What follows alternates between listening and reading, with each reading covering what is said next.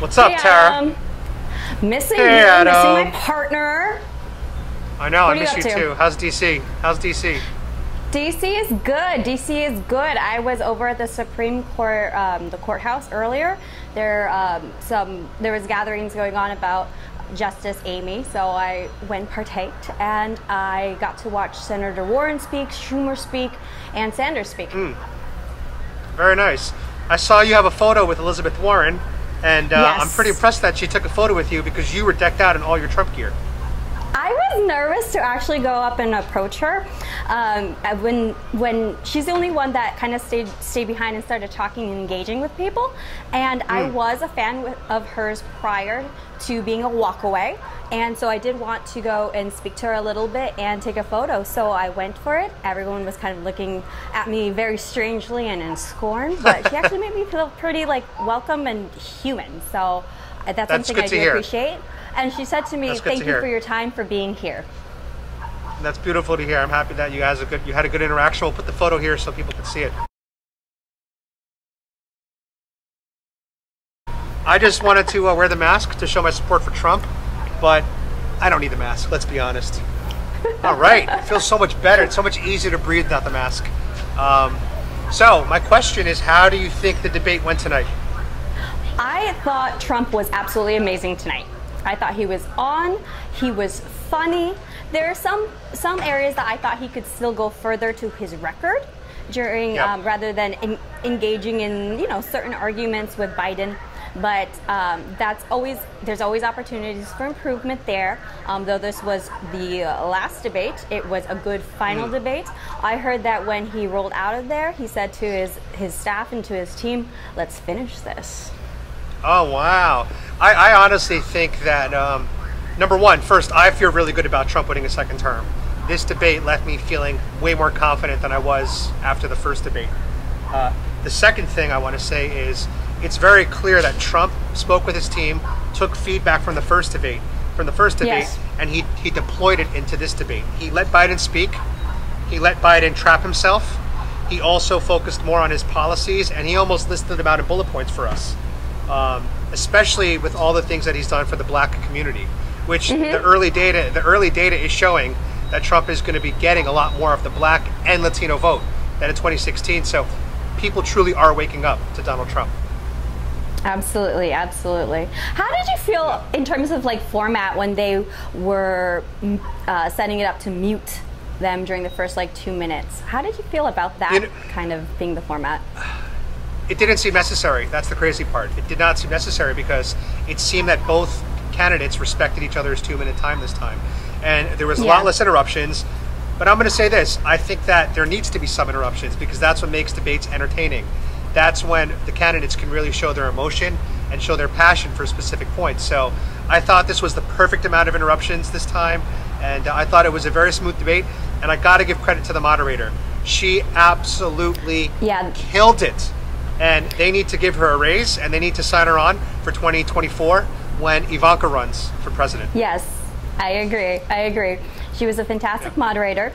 I still feel that the question points were focused a lot towards the Biden campaign as opposed to Trump's ability to shine. But I thought she managed it very well, and it flowed a lot more effectively than the Chris Wallace debate. Exactly. So I'm excited to see what the mainstream media says. It's going to be hard for me to take them seriously if they say that Biden won. And I watched a little bit of the post-debate on ABC, and I don't know the name of the guy that was talking about it, but he was talking about how it was so obvious that Biden won. And when he was saying this, I was like, this is how warped the mainstream media is, and this is how warped they're trying to protect Joe Biden. There's no one on this earth with common sense and 2 eyes and 2 ears that can watch the debate tonight and say that Joe Biden clearly won. No, if any, the furthest I would go is that they were evenly matched. That's the furthest I can logically see anyone saying. But I think the average person is going to say Trump won this time. I think. I don't know, but I think Trump won. I know that you were watching from your car. The camera was shifting a lot when it came to Biden. I found that very distracting. And It wasn't moving around as much for Trump. I think his composure was extremely well. I was paying more attention to their body language this time, since it wasn't the absolute shit show we saw from the first debate. And like, Biden kept grabbing his pen and pointing it when he would get angry and speaking with his pen. I found that to be a little bit like quite intimidating, like, and also rude. Yeah. His body language was a little. Biden's Defensive. body language was a bit strange tonight. Yes. You know, it could be that he was sending signals or signs to his team, because you got to realize that these people probably have codes while they're up there. So perhaps that's what he was doing, was trying to, you know, react to the points for his team. I don't know. But I also did notice on a lot of the frames of the camera, and I took screenshots of this because I thought it was interesting. Biden looked really small. Biden looked really small compared to Trump. Like, Trump fills out the frame, and Biden looked very, very frail and very tiny. And I just think from an optic standpoint, if you're going to look at who was more presidential, who looked more presidential, it was Trump all day long. I agree with you 100%. The body messaging that was sent out, as you were saying, Biden looked very frail. He was taking up less space. He seemed more hunched over and enclosed with his body language, versus Trump he seemed very proud, very presidential. He took up more space, and he didn't shift back and forth very often. So the camera didn't have to follow him very often, because when the camera was shifting back and forth when it came to Biden, I found that to be very distracting, actually. Yeah, and I just find it funny that Trump gets COVID and comes back stronger and younger.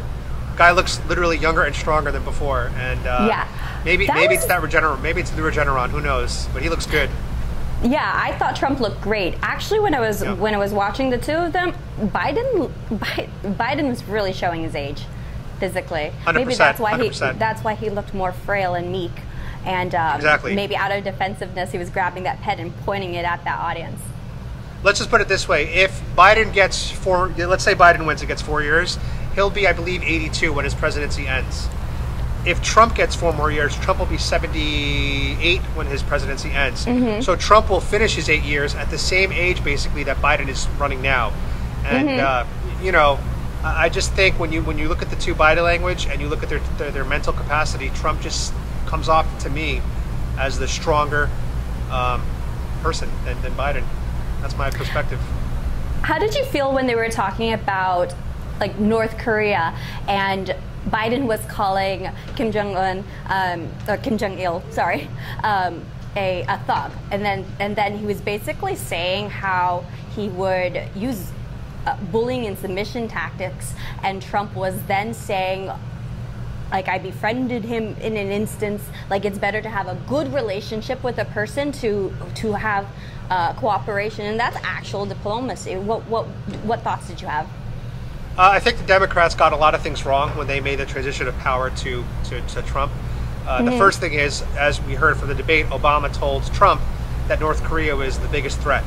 And instead, Trump visits North Korea, the first sitting president to visit North Korea, and meet with him, sit at the table and have a discussion. That's a level of diplomacy that the Democrats never could have imagined. And that also extends to the peace deals that Trump has signed in Israel.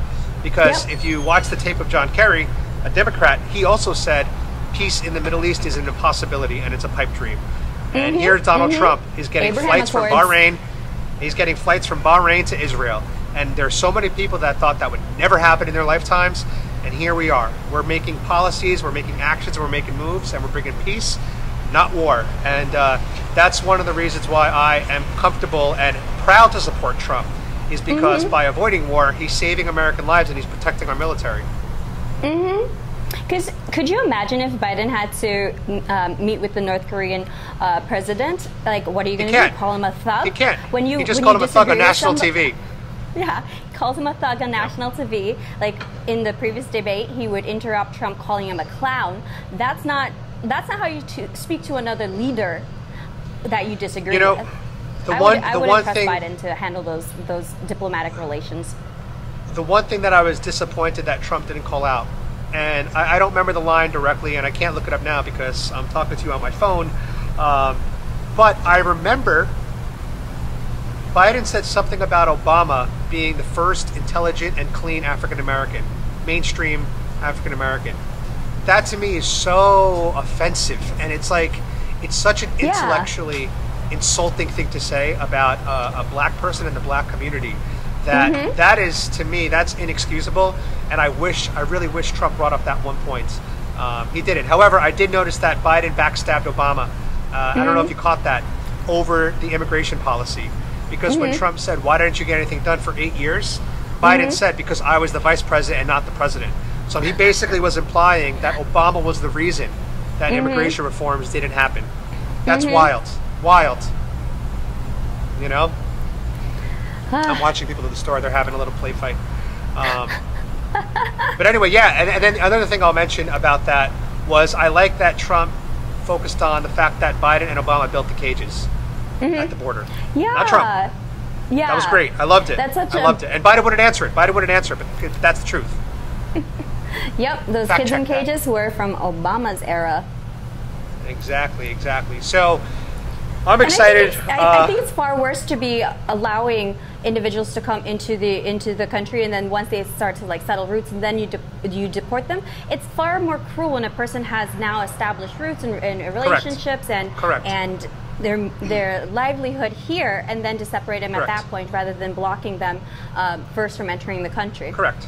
Yeah, if you're already here and you're paying your taxes and you're a good citizen and you're contributing and you love America, I don't really see a problem with you staying here. Just, you know what? You've proven yourself. You're behaving better than some natural-born Americans do, right? But yes, I think that we need to pre-vet and we need to have strong borders, and that's what he's doing. And I'll tell you this, I saw a post, which we'll share on the video so people could see it, that Obama, during his first 4 years, they had more ICE deportations than Trump did in his first 4 years. Yes, so Obama was the deportation king. Yeah, he did almost 400,000 a year, and Donald Trump's been around 200,000 a year. So Donald Trump's been about half of it. So the whole mainstream media protecting the Democrats and just highlighting and suppressing the facts about Trump, that's why we do what we do. That's why me and you are out here with our YouTube channels taking all the heat from our social networks. I have taken so much heat today on Instagram and Facebook because of my support for Trump. And I think it's because the Democrats, as well as their followers, are getting nervous that they are going to lose. I really think so. Absolutely, absolutely. I thought, you know, with the first question they were asked about how they would handle COVID and what differences they would make, Biden never answers the question how. He just says, oh, Trump doesn't have a plan. But that's what he spent his 2 minutes on, saying Trump doesn't have a plan, and then talking about the deaths in the country. But that doesn't answer the question how. And also, a lot of Biden's plans, whatever he does mention, sound exactly like what Trump's already doing. So I don't hear any groundbreaking new thoughts that Biden's presenting that we're not already doing. And you know what? We are doing a great job of testing. We are doing a great job of testing. And you know, I've been tested for COVID a few times, and I've never had any issue getting a test. Now, I do think that we need to improve our rapid testing. I think, yes, we should probably have more rapid testing. But I've never had a problem getting tested for COVID. So. Yeah, I think there's easy access there's easy access, especially I know like going through just CVS and getting a nasal swab as easily through CVS like drive-through system. I think that's fantastic. Exactly, and Trump said it. We got to open up our economy while still protecting the vulnerable, and that's what I've been saying since probably May. After a couple months of the lockdowns, it was like, all right, we have enough information now about this virus that we know who needs to be protected and who doesn't. If you're young and healthy, good for you. If you have health issues, I would encourage everybody to manage your health issues as best as you can. If you are overweight, try to lose a few pounds because COVID affects those with bad lifestyle choices and obesity. So that's what we should be telling people. If we want to lower the death rate, masks, sure, they might help a little bit, but the best defense is a good offense. And the best offense when it comes to health is going to the gym, eating healthy, taking your supplements, low stress, and having sex. I had to throw that in there. And the sorry, you just distracted me. But I thought a good point that you got excited. You got excited by that one. A good point that Trump had mentioned is that the cure cannot be worse than the disease. It's also irresponsible to be shutting everything down unnecessarily, and because not every area needed to shut down. And a point that I continue to emphasize that I feel not many people I talk to understand is the setup between, like, the power is going to be in your local and your state officials. They are the ones who make the decision for the area, and the responsibility is on them for how they're going to respond to the area. It's not on the federal level. So, like, yeah, they're there for help. They're here for backup. Mandate, no, they're there for backup. Yes, exactly. The federal system's a bailout system in essence. And then in terms of a plan that Trump had, he gave in New York. You had the 2 ships that came through. He Hope and Comfort. Used, was it the what's it called? What bill was it that he used to? He used the Defense Production Act to ramp up the ventilators, and he also for the ventilators. He also sent in federal help to have 4 makeshift hospitals in New York. And pretty recently, Cuomo recently said the hospital system of New York was actually never close to being overburdened, and so that guy keeps changing his story. And if we want to use New York as an example or as a proxy for the rest of the country, look at the nursing home disaster with Cuomo. If we took those policies nationwide, there was no reason for that. We would have had more deaths than we did under Donald Trump. I believe that. Yes, exactly. So, to wrap this up with a nice bow, because we're hitting the 20-minute mark soon, which is what we need to do for YouTube. We need to hit 10 minutes for YouTube videos. That's some YouTube advice for you up-and-coming YouTubers. Try to make your videos at least 10 minutes long. YouTube likes that. To wrap it up, I do think that Donald Trump did a fantastic job tonight. I am so proud of him, and I'll direct this message to Donald Trump. I love you. Donald Trump, you should be very proud of yourself tonight. You really did a good performance, and I am feeling excited. I'm feeling good about Trump getting 4 more years. And if I'm wrong, I am too. I'm wrong, but I don't think I'm going to be wrong this time. Right there with you, Adam. Awesome. All right, well, enjoy DC. Go take some pictures with more political celebrities tomorrow. I will. And just so my audience knows, I am driving right now to Thunder Beach Rally in Panama City Beach. Huge biker rally. It's actually, for me, a 6-hour drive, 5-6-hour drive. And I'm doing that because I want to create good content for you guys. And we all know that bikers, they love Trump. So check out my channel, and you'll see some really cool content coming up. And Tara, you in DC, you cover off on the ACB content. And, yes. All that stuff up there. I'll get some good coverage on that. So thanks, guys, for tuning in. Be sure you subscribe to the Polish American Brotherhood and subscribe to Adam Francisco. Be free, my sheeple. Be free, my sheeple. I'll talk to you.